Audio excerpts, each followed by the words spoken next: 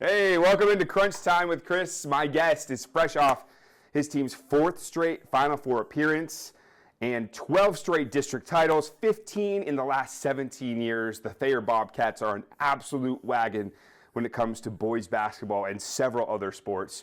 My guest is Matt Pitts. Coach Pitts, how are you today? I'm good, Chris. How are you, man? Awesome. How are big plans for Christmas? How's everything looking so far, a couple days ahead of Christmas? Oh, so far so good. We do a lot of stuff here locally. We don't have to travel very far, so we'll go to my mom's tomorrow, and then go to my in-laws on Saturday, and so it's pretty close to home and pretty easy. And I bet you'll get Ethan home a part of that. He won four trophies, plaques. I forget what they always hand you guys, medals, all that stuff. You guys have taken home hardware 4 straight years, and your son was a part of that senior class. I mean, talk about a storybook situation. You're going to have him home for Christmas, I assume, I hope. He's not studying abroad yet, things like that, right? No, he'll be home, so it's all good. Yeah. That's awesome. And what a special time. I'm sure you've had time to kind of digest it. When you just think about your life as a basketball coach and a father, to have your son be a part of that, I mean, how special is that? Yeah, I was fortunate enough to have both my boys. Gage was my oldest one, and he was on the first of those 4 Final Four teams, and then Easton got to do it again, or also, obviously as a sophomore, junior, and senior. So both of my boys got to experience that, and to do that with them and their buddies who were also close, that was a very special, just a special journey and something that I'll never forget. That's right, Coach. That was one of my first assignments here, was when Gage, I believe, would have been a senior. So, 4 years ago. Yeah. And I do remember that. Oh, my gosh, it's all hitting me. That's so cool. I mean, just at Thayer, you just have to play sports, right? You guys, as soon as those kids come out of the womb, right, you guys pretty much give them a football, you give them a basketball. We've really enjoyed covering you guys. I mean, what is it about this school that you guys produce such great players and great teams consistently like this? Well, I think it's just a lot of it is just community support and the importance that that our parents and that put on youth sports and getting those boys and girls started early with fundamentals and teaching them the way to play, the right way to play. And also, the support of our administration here at school. I mean, they do whatever they can to help us and to help the kids. And just like I said, the community support is, those kids grow up wanting to be Bobcats and Lady Cats, and that it just means so much to them that when they get an opportunity to do that, they want to thrive. Coach, I felt like I kind of became the Thayer beat reporter. You saw me on the sidelines during football season. Yeah. A lot of these kids, transitioning from football to basketball. I remember my dad was one of those kinds of athletes, and he told me that no matter how much you try to prepare, it's 2 very different sports, and it's 2 very different, body groups, muscle groups that you're working and things like that. Are you used to it by now, helping these kids transition from one sport to another like that? Yeah, I mean, it's kind of something you just kind of have to go with. It is a hard transition, not only from this, just the physical conditioning part of it's different, but then getting your touch with dribbling and shooting and things like that. That's just tough to do in a short amount of time. And it's usually mid-January before we kind of get things going and kind of get the wheels rolling. And right now we're in the process of just trying to get things going again and get used to having a ball in our hand. And it does take some time, though.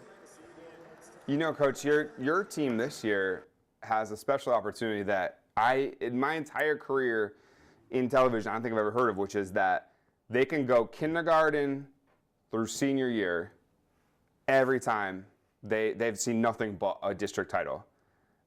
Is that something you guys talk about? Or, I mean, that once again is another really cool thing that is in front of this team here.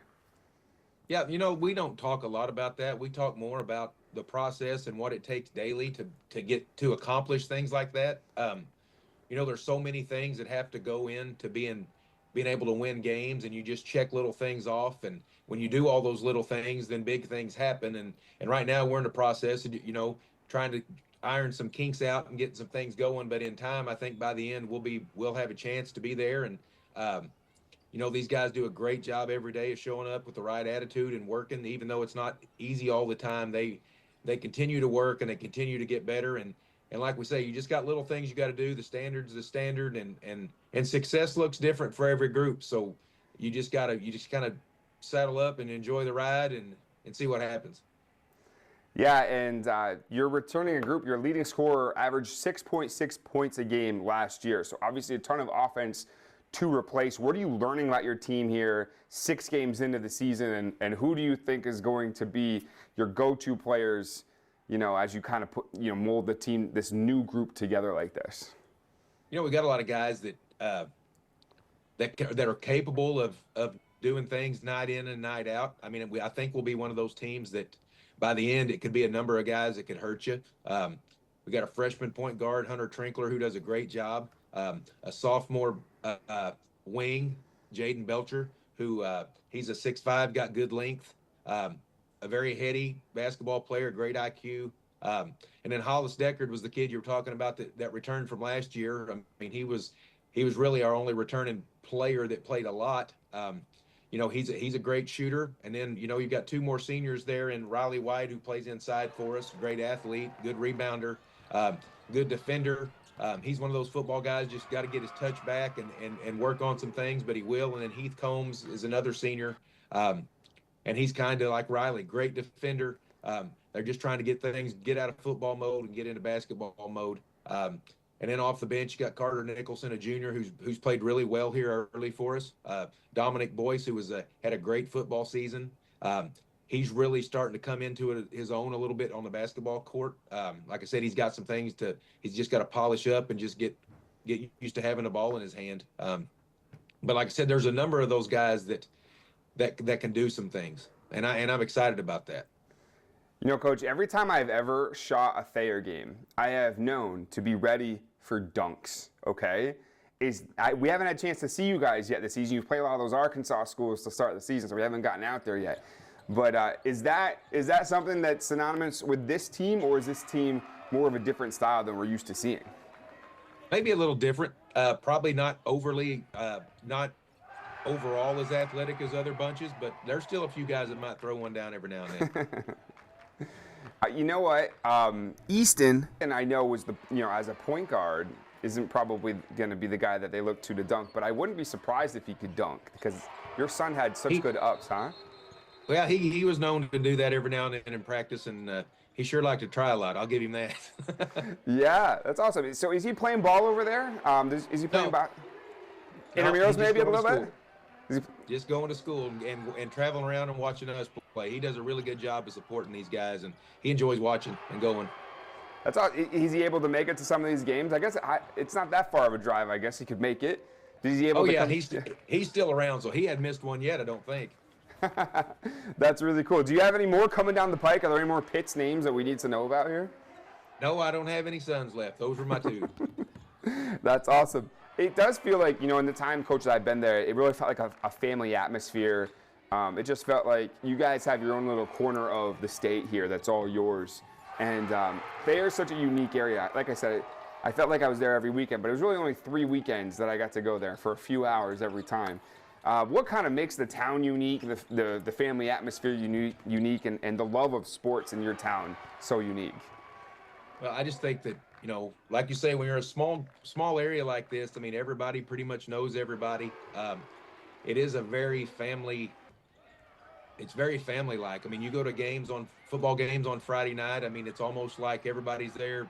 It's the same crew every Friday night, standing in the same spot, sitting in the same spot, cheering the Bobcats on. And you get a lot of that in basketball too. And there's so many more games that it's hard for people to make them all. But, Mike Crace does our radio for us. And I don't know if you've met Mike, but he does such a good job that those people that can't travel every night, they listen to those games. And Mike does a great job of making it seem like you're there and you can see the game going on with the way that he describes it. I think that he's big in his role in the community and the importance in our program, I think, is very underrated because he brings our program to a lot of people that don't get to see it up close and personal, and he brings it right to them. I am familiar with him because I remember when I was covering what would have been district championship night. All the rounds blend together, but I went from West Plains and I drove to Thayer. And I found the broadcast and I got all the stats I needed. I got all the insight I needed into the game that could help me put it together because that's typically what a Friday night football game is like, is we're trying to get stats. We're trying to understand how 2 games that we weren't there fully for went. And I thought he did such a nice job. And I know he does a great job with the interviews after the games. I've gotten a chance to listen in to his coaches' interviews too. So I could tell that that's something that we love that, as being a sports anchor, having a vast viewing area that really goes about 3 hours in each direction. You don't always get to get those things until you get a little bit closer. And I definitely know that with you guys, there is a sense of pride in your town that really transcends the sports. So I appreciate you kind of giving me a crash course on that, and I'm happy I got to see that for a few weeks against, and obviously that game that ended in Tipton, which you guys came so close to coming back against Tipton. Not to go over to football, but what fight you guys showed in that game, huh? Oh, it was a great game. That was a special bunch of kids and a special bunch of coaches. I mean, those guys, I wouldn't trade that staff for anybody. They do a great job. Those kids, they respond great to the coaching. Coach Hancock is, he's a young one, but he's got it figured out. He's an old school guy and really knows how to get it done in the weight room. And I really look for things to just keep growing with our football program too, and just keep continuing the success that has been started and goes back the tradition many years. And Coach Hancock will just keep that rolling. I think he does such a good job. Coach, what is there? I want you to take us inside what it's like to be a coach of your sons, and then when they graduate, and does it feel like a different sort of challenge when you have a team that we do see lots of coaches who leave after their kids are off the team, because that was their big reason for wanting to be a coach. Obviously, you love coaching no matter who's out there. Is there a challenge? Is there any difference to you coaching a team that doesn't have someone that you can still talk to when you come back to dinner after practice, about continue coaching, right? Like, it's a little different, right? Or is it all kind of the same to you? It is different in some ways, just from the standpoint of, when you're coaching your own, you always tend to be harder on them than you do the rest of them. And sometimes that makes it hard. I know there were many nights I had to sit on both of their beds and apologize to them for something I had said or how I acted to them. And I think, as I've got into it, the older I get, I learned from those two guys that, they're out there trying to do the best that they can. And, the biggest difference is, I tried to not take it home with me. And if they had questions about basketball, they would ask and we'd talk about it. But that was something I tried to leave at the gym, and I didn't always accomplish that, but I sure did try. And not having them out there is different, but it's almost, I don't know. I really can't even explain it. And what you said, I love coaching. I love coaching the game. I like teaching the game. And this team that we have now is just, we're starting over. It's kind of a rebuild, or for lack of a better term. And every day that I enjoy teaching these guys, and it's just, even through the ups and the downs, that just kind of comes with it. And you got to realize that you just got to keep plugging away, and sooner or later you're going to break down, you're going to break through the door, and good things are going to happen. And that's the way you got to do it. But as far as being different, maybe just from the standpoint of I don't go home and I don't sit there and talk about the game all day or all night, because when they did have questions, we did talk about it. But now they watch games, like I said, with Easton.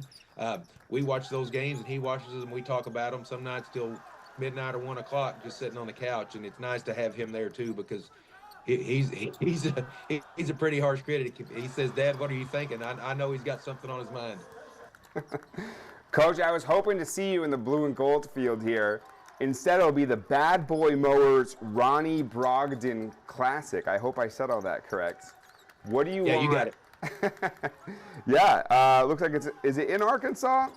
It's in Highland, which is yes. Highland's about 30 minutes south of here. Pretty easy drive for us. And I've been on the waiting list for the blue and gold for a while. Just nobody gets out of that thing. It's such a great tournament. But maybe before I get out of this business one day, maybe I'll be able to coach in it. That seems like a crime to me, Coach. We need to get the Bobcats in there. We'll have to talk to Coach. You have to talk to Coach Osborne now. I know. I just had him on the show not too long ago. I wish I'd known this. I would have brought it up to him and said, "Hey, can we get the 4-time Final Four finalists here? Is that are they allowed in?" Yes, exactly. Yeah, Coach. Yeah. Help me out there. Yeah. So, what do you want to see from your team? I know you're still gelling this team together. You're still figuring out where the pieces all fit. What do you want to see at this tournament and as you go forward this season? Really in this next couple of weeks is just trying to figure out, find some consistency offensively. who are guys we're going to be able to count on when we need a basket, some things like that. You know, defensively, we were a little behind when the season started, which that's common and that's nothing new with what we do.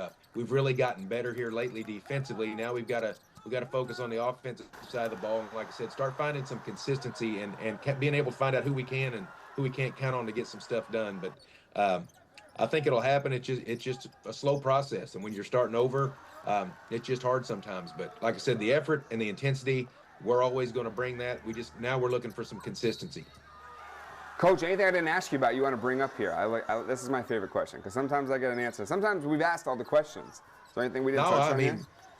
I think you've nailed it. I just appreciate you having us on, and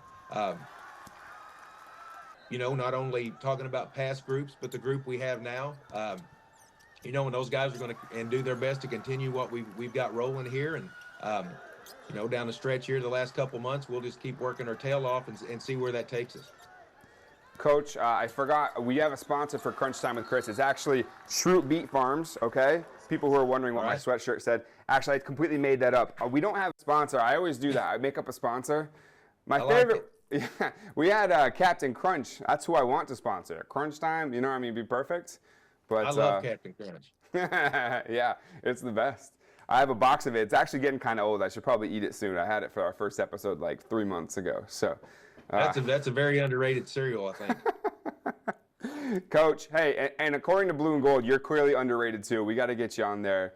Next time I see Coach Osborne, I'm just gonna ask him. I'll let you know what he says. But say move him to the front. I can't wait. That'd be great, Coach. Hey, best of luck to you the rest of the season. Love having you on. Thank you for the crash course on what it's like to be out there in Thayer. And you and your family have a Merry Christmas, Happy Holidays, and we'll talk to you soon on the court. All right, Chris. Thanks. Merry Christmas. We got to do this one last thing. I've been doing this with my hands. Crunch, but we're just going to end it right here, Coach, all right? Crunch Time with Chris. Here we go. 3, 2.